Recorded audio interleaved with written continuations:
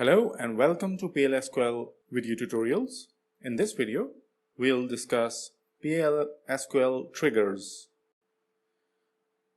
Triggers are stored programs in the database. These programs run when an event occurs.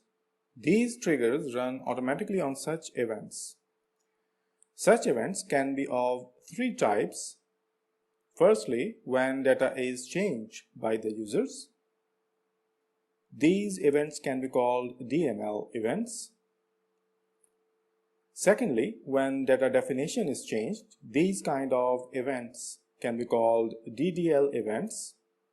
And finally, when some database operation is performed, for example, starting or stopping database or logging in or out of database, these events can be called database operation events. A simple DML trigger has two timing points. One is before triggering statement, and the other one, or the second one, is after triggering statement.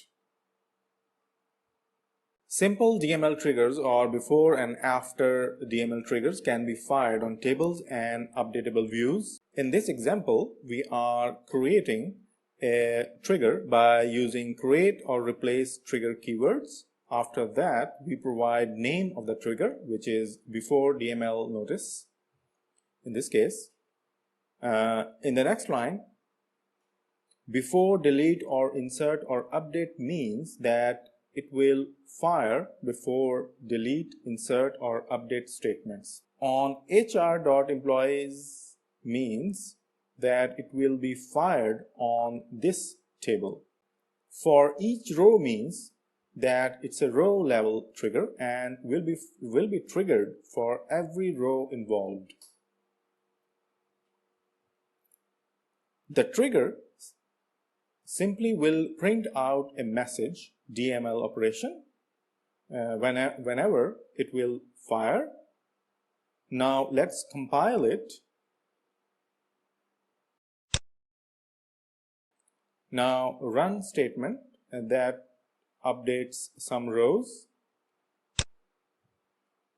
Now you can see that it will print out the message as many number of times as there are affected rows. Now if we comment out for each row, it will become table level trigger and will be fired once, irrespective of how many rows are affected. Compile it and run our statement again. Now it will always print the message once.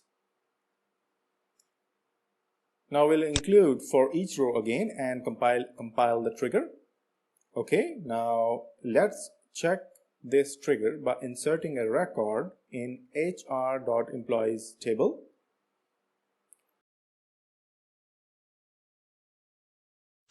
We can see that it affected one row and the message is printed out as expected from the trigger.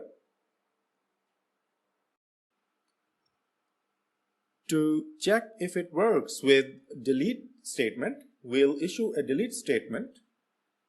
Delete HR employees where employee ID is equal to 420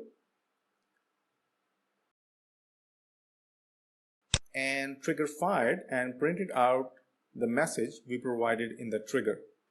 Now we can change it to after delete, insert or update trigger. Let's create a new trigger, name it after DML notice. We'll print a message whenever this trigger is fired. Message is after DML operation. And now we'll compile it. Now let's insert a record and we can see that there are two messages printed out. On before the DML operation and the other one is after DML operation. So our both triggers fired.